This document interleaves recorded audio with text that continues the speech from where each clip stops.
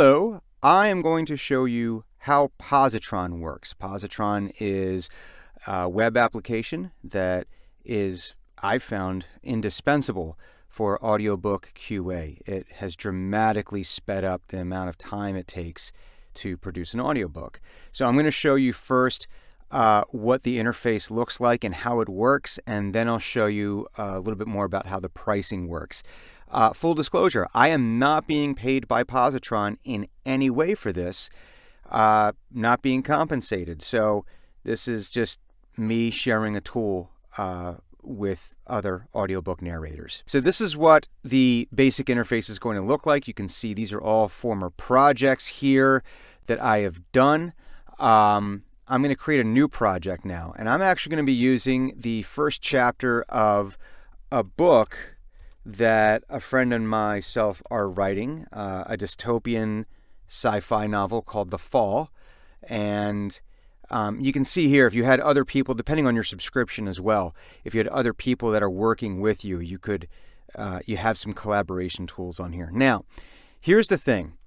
You have a few options here. You could upload the entire manuscript of your project to Pozotron in just one file as a PDF, EPUB, or DocX. The caveat to this is every time I've done this, there have been glitches, okay, where it won't exactly figure out where the chapter ends and the next chapter begins, because I think it might be looking at maybe formatting, or I'm not exactly sure what's happening in the background.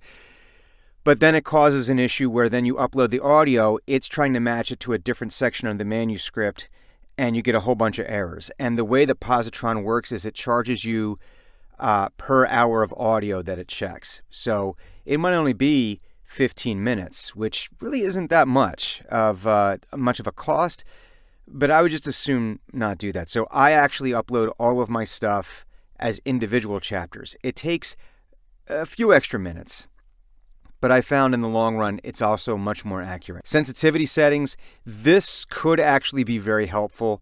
It depends individually on your own diction and what you're looking for out of the final project. I always leave this at normal. I have found that that tends to work really well. You could be relaxed, and you can see no jargon, invented fantasy words. It's still accurate, okay? But it's going to let you get away with a lot more than you normally would. And then if you go to extra sensitive, they need word for word matching is crucial. And they say here, highly technical material, books for those with disabilities. In my book, Narrator's Guide to the Universe of Audiobooks, I do make mention of this, that it's not always necessary to get 100% accurate. Being 98, 99% accurate is actually considered okay. But if you have a client that really needs it to be 100% accurate, go and choose this. So we're going to leave that at normal.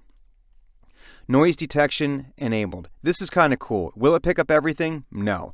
It will pick up most of the distracting stuff that might actually not be good for your file. So we're going to leave that. We're going to create my project here. We're going to open it up. And this is what it would normally look like without anything in here. So I'm going to manually create my chapter here. Chapter 1. And this is the first chapter from the first draft of the book that is being written here. I'm actually going to take that out. I didn't realize that was there. Don't worry so much about the formatting here. It just needs to be in there. It's just looking at the words. So now I have this. You can upload your audio. Take a second right now when you're using this to make sure that this is the correct chapter to the correct part of the manuscript. I have made this mistake usually when I'm trying to do too many things at once. The problem is once I hit create, I can't undo it. It starts doing the QA. There's no stopping it. Once it does the QA, you've used up your minutes. You get charged for that.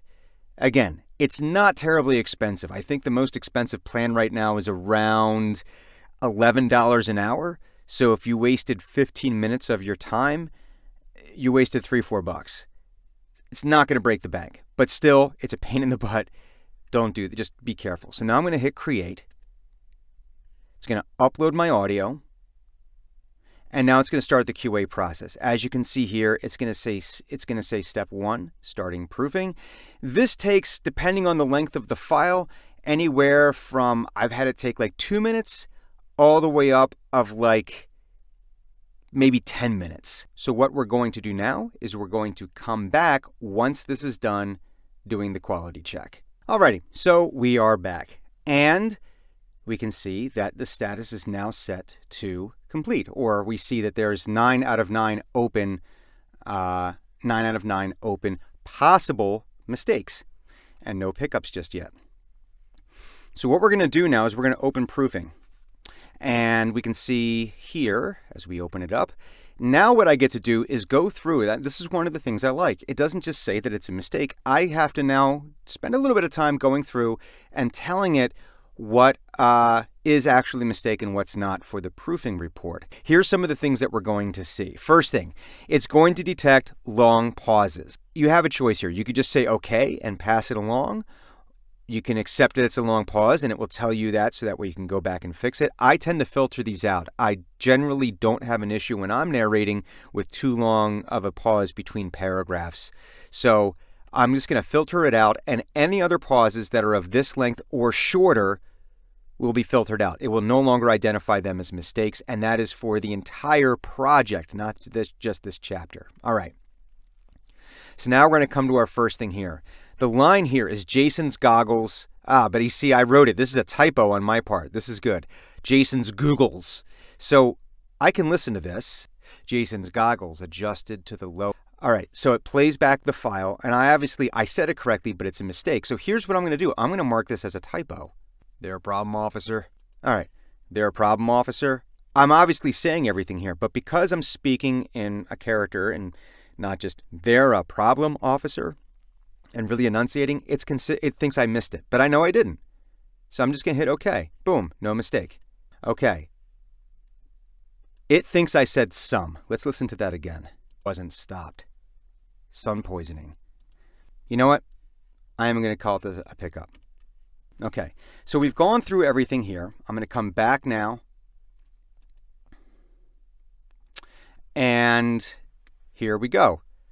I've checked all 9. This turns green. That's a good thing. It means I've gone through everything, and now I've got my 5 pickups.